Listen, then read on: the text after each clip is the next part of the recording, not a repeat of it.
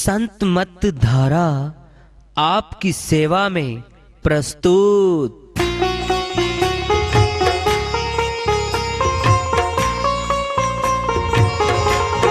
जो चाहता है प्रभु प्यारा वो आओ संत मत धारा।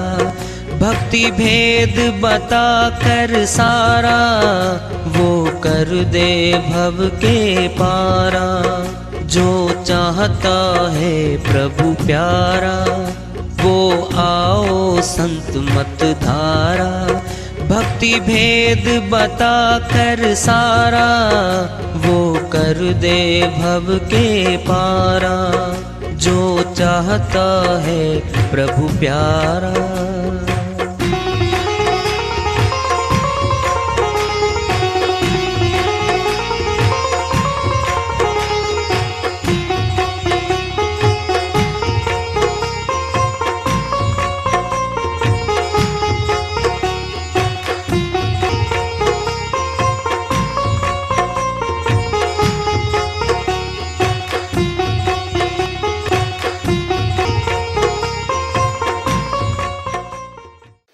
परम पूज्य सदैव स्मरणीय सदगुरु साहिब की जय हो। सतनाम साहिब। आदरणीय सर्व संतों की जय हो। उपस्थित आदर के योग प्रभु प्रेमी एवं जिज्ञासु आत्माओं, हम सभी पूर्ण पिता परमात्मा सभी सृष्टियों के रचनहार कुल मालिक हम सबके जीवन का आधार उनकी महिमा को सुनने के लिए एकत्रित हैं। मेरी सभी से अर्ज है कि मैं कोई जगत गुरु नहीं, कोई महाराज नहीं, कोई महामंडलेश्वर नहीं। मैं केवल सभी संतों की चरणों की धूल हूँ और आपका भक्ति मार्ग में सहायक हूँ। मैं अपनी सीधी साधी टूटी फूटी भाषा में, संदुकड़ी भाषा में भक्ति भेद के गूढ़ रहस्यों को उजागर करने वाले विचार आपके समक्ष रख रहा हूँ। यदि अच्छे लगे अपनाएं, नहीं तो गैर जरूरी समझकर विसार दें। हाँ, सत्संग ही एकमात्र प्रभु प्राप्ति का विद्यालय है, विश्वविद्यालय है ये। और हम सभी सत्संग में आए हुए हैं। हम जिज्ञासु तभी तो आए हैं।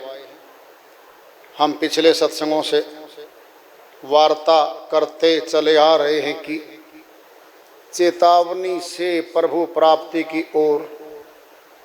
इस अध्याय को, इस वार्ता को आज फिर आगे बढ़ा रहे हैं।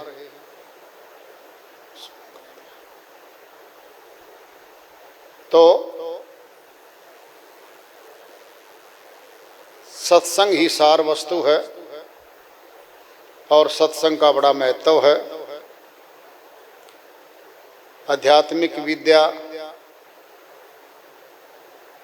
की जानकारी सत्संग से मिलती है। भीखा भूखा कोई नहीं, सबकी गठरी लाल। गिरह खोल न जानही, ताते भय कंगाल। भीखा जी महाराज संत मत के बहुत ऊंचे संत हुए हैं। वो अपनी श्रीवाणी में समझाते कहते हैं, भीखा भूखा कोई नहीं, सबकी गठरी लाल। जो मनुष्य तन धारण करके सृष्टि में आए हुए हैं, ये कोई गरीब नहीं है, कोई निर्धन नहीं है। सबकी गठरियों में लाल। बहुत कीमती होता है लाल। लाल तो कीमत है, लाल की फिर भी कीमत मिलेगी। समासों की पूंजी दे करके भेजा है। समासों की तो कोई कीमत नहीं। कोई सोचे कोई दुकान हो समासों की, मैं खरीद लूं, सेठ साहूकार राजा हूं मैं तो, ऐसा है ही नहीं। श्वासों की कोई दुकान ही नहीं है जहाँ से मिल जाए। बेशकीमती शक्ति है हमारे पास श्वास, ये है हमारे पास। भिखाजी महाराज कहते हैं कोई कंगाल नहीं है यहाँ, कोई गरीब नहीं है, सभी अमीर पूंजी दे के श्वासों की भेजे हैं यहाँ पर, अमीर बना के भेज रखा है इनको। गिरहे खोल न जान ही ताते भय कंगाल। वस्त्र है, चादर है, लोई है, ओढ़नी है, कोई कपड़ा है, उसके नुक्कड़ पे लाल बांध रखा है, बहुत कीमती है वो बंधा हुआ तो है, वो उसे अनजान है। जब तक वो अनजान है उस लाल का फायदा नहीं उठा सकता। गिरहे खोल न जान ही ताते भय कंगाल। उस पल्ले के पल्लू के बंधे हुए लाल को न खोलने के कारण उसका लाभ नहीं उठा पाता। वो गरीब का गरीब रहता है। वो क्या है? ये श्वास हीरे हैं, लाल हैं, बहुत बेशकीमती हैं श्वास। क्या कमाए इनसे? मनुष्य तन मिला है जिस उद्देश्य की प्राप्ति के लिए, वह तो भक्ति धन है। भक्ति धन के अलावा संसार के सारे धन जो मनुष्य जीवन पर्यंत कमाता है, मौत पे सब छूट जाता है। भक्ति धन साथ चलता है जीव आत्मा के, ये खुद का धन है। इस भक्ति धन को बेटा बेटी नहीं बंटवा सकते, पति पत्नी नहीं बंटवा सकते आपस में, इसका बंटवारा नहीं होता। बाकी जमीनों का, जायदादों का, धन का, मकानों का पुत्र पुत्रियां अधिकारी हैं। माँ बाप की प्रॉपर्टी में उनको मिलता है। कानून ही लिखा हुआ है, भारतीय उत्तराधिकार कानून एक्ट, कि जब कोई हिंदू मरता है, प्रथम कैटेगरी में उसका हकदार कौन है? उसके पुत्र हैं, उसकी पुत्रियां हैं, उसकी पत्नी है, इनमें से कोई नहीं है। फिर भाई के पुत्र हैं, पुत्रियां हैं, वो भतीजा और भतीजी हैं, बहनें हैं। ये लिस्ट बना रखी है सरकार की तरफ से, पास कर रखा है एक्ट को। जमीनें, जायदादें, मकानात, सारी प्रॉपर्टी के उत्तराधिकारी बैठे हमारे पास। भक्ति धन का तो कोई उत्तराधिकारी नहीं हो सकता, ये तो उसी के साथ चलेगी। लेकिन अज्ञानतावश मनुष्य भक्ति धन को नहीं कमा पाता, संसारी धन को कमाता है। और संसारी धन के कमाने में जितना कर्म किया जाता है आत्मा के द्वारा, मन के साथ और माया के साथ मिलके, यही इसका कर्म का बंधन बनता है। और कर्म भोग के सिलसिले में आत्मा अनंत यात्रा पे बंधी चली जा रही है। कमाती ज्यादा है, खर्चती कम है, वह जमा होता रहता है। लगा लो, घर में खर्चा 20,000 रुपये है, 30,000 रुपये है, कमाता 1,00,000 रुपये है महीने में, 70,000 तो बच गए। हर महीने बचत वर्ष में कितनी, 10 वर्ष में कितनी, ये तो हमारे सामने है। हम एफडी करवाते हैं, सेविंग खाता खोलते हैं, क्या ये सारा का सारा ये हमारी बचत है। यानी हमारे ही कर्म की पूंजी धन के रूप में जमा कर ली, सेव कर ली, बचत कर ली, फिर ये भी तो हमें फल देगी। ऐसे कर्जा करता है इंसान, कर्जे की रिकवरी होती है, दावे डलते हैं कोर्टों में, पैसे मांगेगा अगला तो जिन दिए हैं, बैंक से लोन ले लिया, बैंक जमीन रहन करता है, मकान रहन करता है, गिरवी रखता तब लोन देता है। अगर लोन की किस्तें नहीं भरता इंसान, बैंक रिकवरी करता है, दावा डालता कचहरी में, जो प्रॉपर्टी उसके अधीन है, गिरवी रखी हुई है, उसको कोर्ट से परमिशन लेके सेल कर सकता है, नीलाम कर सकता है।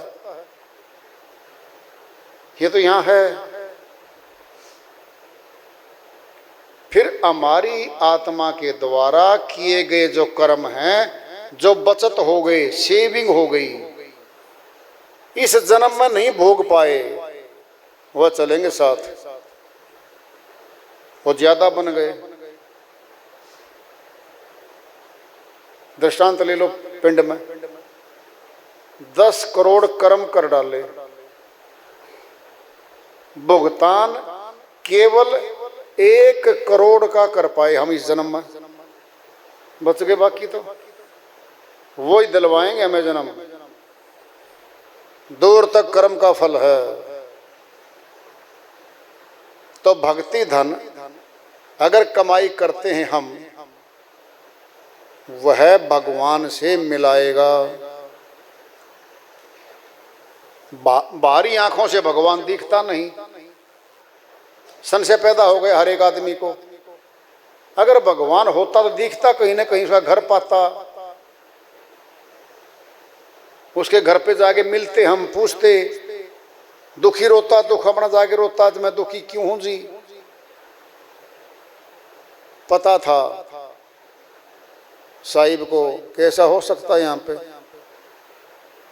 सारा शक्ति का कारोबार सूक्ष्म में रख दिया। आत्मा सूक्ष्म में है, मन सूक्ष्म में है, परमात्मा सूक्ष्म में है। बारी हाथों से पकड़ में नहीं आना, बारी आंखों से दिखना नहीं कुछ भी। इसीलिए परमात्मा दिखता है या नहीं दिखता, इसी पे झगड़ा शुरू हो गया। पहले तो कुछ कहते हैं दिखता है जी, बहुत कहते दिखता नहीं जी, वो तो निराकार है। फिर कैसे मिले उसको? जब निराकार है तो फिर अब काम क्या आएगा हमारे? दृष्टांत लो, पिंड में निराकार पुत्र है, हमारे क्या काम करेगा वो? निराकार भोजन है, हमारी पेट की भूख कैसे मिटाएगा वो?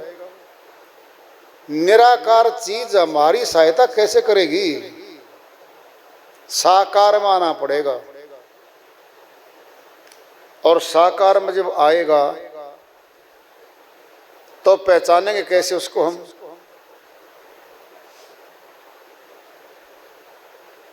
क्या आएगा? जो दिखती नहीं, पकड़ में आती नहीं सकती, वह तो शब्द है। शब्द ही रचना करता है, शब्द ही व्यवस्था करता है, शब्द की शक्ति से सब कंट्रोल्ड है, नियंत्रित है। शब्द साधना करने से शब्द की शक्ति आ जाती है। कैसे? जैसे जोरदार सर्दी है, हम रजाई ओढ़ के बैठे हैं। सुबह सूर्य निकलता है, हमने अपने आप को सूर्य के सामने बैठा देना है। न तो सूर्य से मांगना कि जी आप धूप दे दो, ऊर्जा गर्मी दे दो, अपने आप आती रहेगी। धीरे धीरे रजाई उतार देंगे, अंदर कंबल भी था, कंबल भी उतार दिया। दोपहर हो गई, पूरी तेज धूप है। अब जो हड्डियां जाम होने लग रही थी खुल गई। क्या हो गया? ये सूर्य के सामने आने से सूर्य की ऊर्जा सीधी हमारे अंदर आई।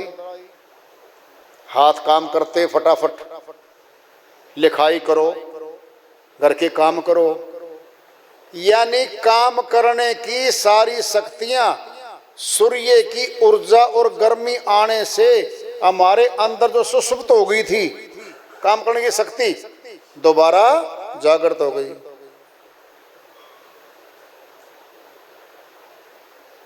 ज्यादा सर्दी में हमारे हाथ काम नहीं करते, लिखाई तो छोड़िए, ये कुछ भी नहीं करते। और जब गर्मी आएगी, तेज मिल गया हमें, ऊर्जा मिल गई हमें, हाथ खुल गए, फिर सारे काम करो, यानी कार्य करने की शक्ति आ गई। जब शब्द साधना करेंगे तो क्या आएगी?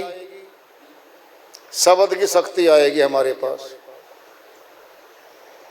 जब शब्द की शक्ति आएगी, फिर शब्द में तो सब है, ज्ञान भी है, विवेक भी है।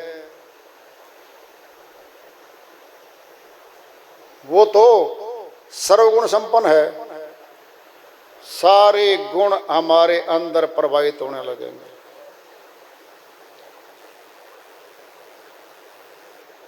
लगातार शब्द की साधना से विवेक जागृत होगा, सीधा प्रकट कर आएगा। सीधा होते ही मैं कौन हूं, पहला प्रश्न करेगा विवेक आते, मैं कौन हूं भाई? मैं शरीर तो हूं नहीं।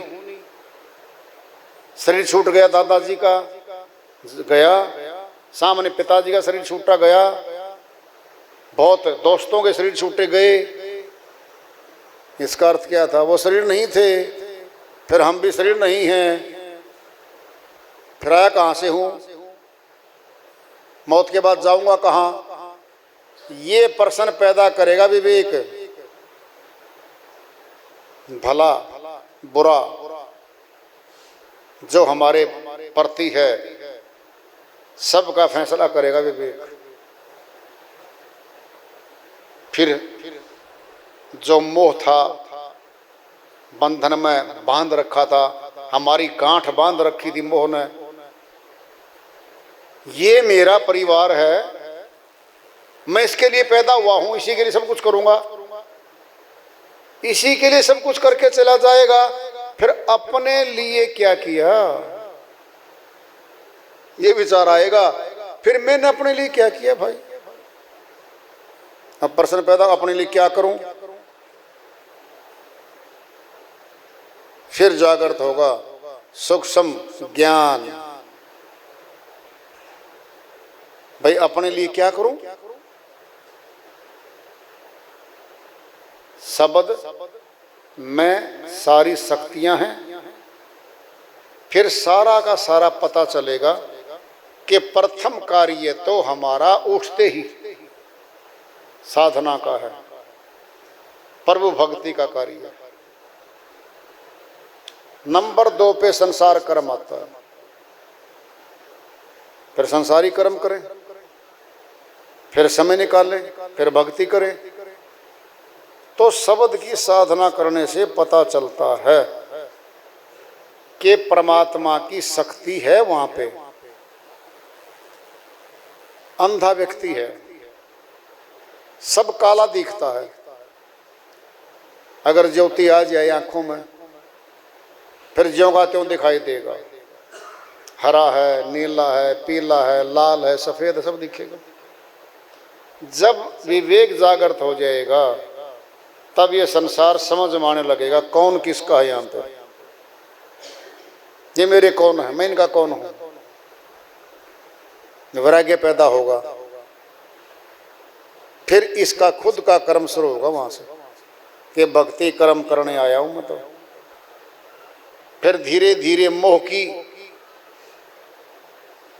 आसक्ति थी वो ढीली होगी।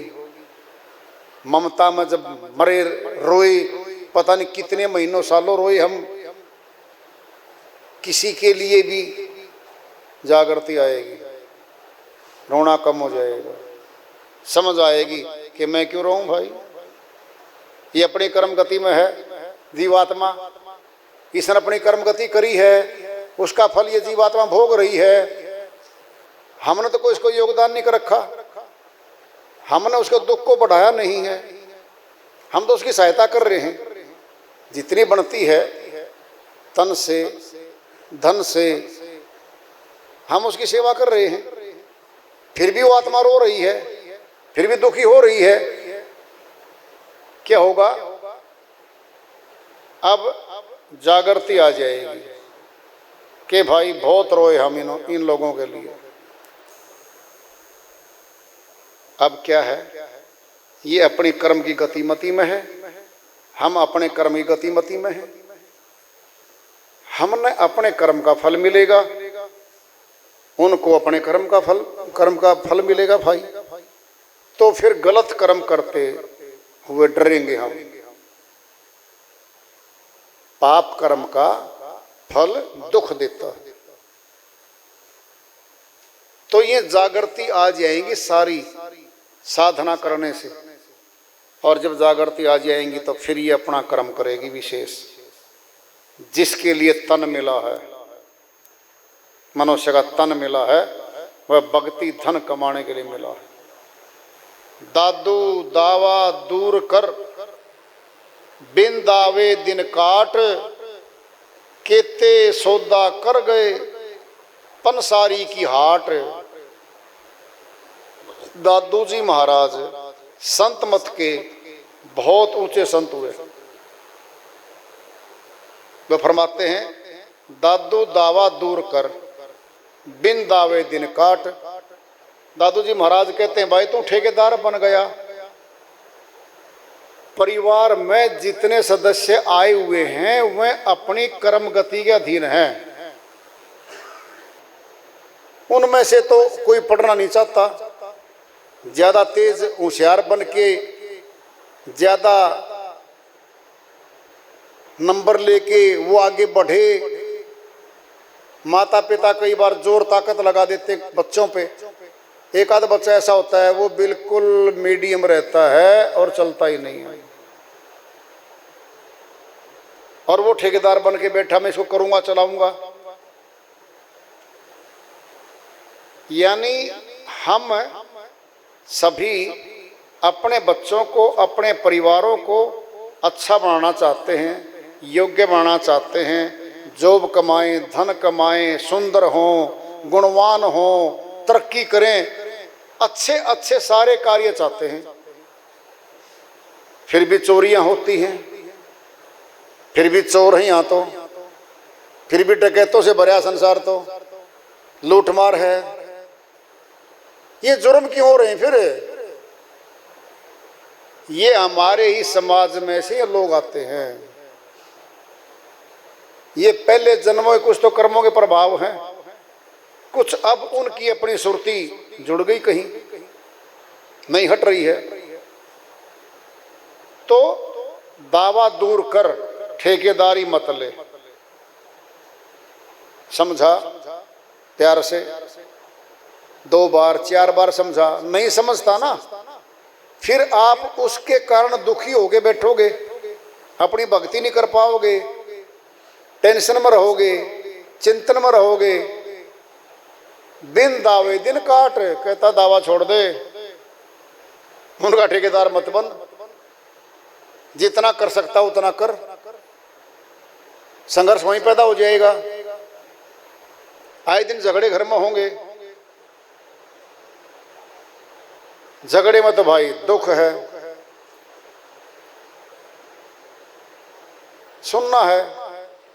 कुछ सुरतियां ऐसी आती हैं बचपन से ही, भगत, सेवादार, आज्ञाकारी, बच्चा गुणवान है, माँ बाप को इनाम दिलवाने के लिए स्टेज पे बुलवाता है। माता पिता अनपढ़ हैं और बच्चा शुरू से ही होशियार बन के, टॉपर बन के स्कूल में, कॉलेज में इनाम दिलवाता है, उन माँ बाप का भी मान सम्मान करवाता है। बुलवाओ माँ बाप, कौन है इसके माँ बाप, क्या योगदान किया अनपढ़ माँ बाप ने, क्या कभी पढ़ाया? वो हैं शक्तियां, जन्मों से आ रही हैं वो। और कुछ अध्यापक, टीचर, माता पिता होने के बाद भी जुटे पड़े बच्चे पे, फिर भी नहीं चल पाता है वो। क्या ये होता है ऐसा? हम जबरदस्ती नहीं चला सकते उनको, हम गाइड करेंगे, समझाएंगे, एक बार नहीं 2-4 बार। लेकिन जब नहीं कोई मानता तो फिर दादू जी महाराज कह रहे, फिर दावे तू ठेकेदार मत बनिया का। दादू दावा दूर कर, बिन दावे दिन काट, केते सौदा कर गए पंसारी की हाट। ये शरीर हमारा हाट है, यही दुकान है। भक्ति धन कमाने के लिए समासों की पूंजी मिली है। कहते जितने पूर्व में संत आए हैं, इसी शरीर रूपी दुकान में बैठ के भक्ति धन कमा के धनवान होके चले गए। केते सौदा कर गए पंसारी की हाट। पंसारी दुकान पे बैठ के संसार में ले लो, माल बेचता है, लाता है, बेचता है, आमदनी कमा के लाता है। वह तो आमदनी संसार की है जो संसार में छूट जाएगी। ये जो शरीर है हमारा, ये हाट है, ये दुकान है, पूंजी समासों की है। सिमरण करके धनवान होके निकले।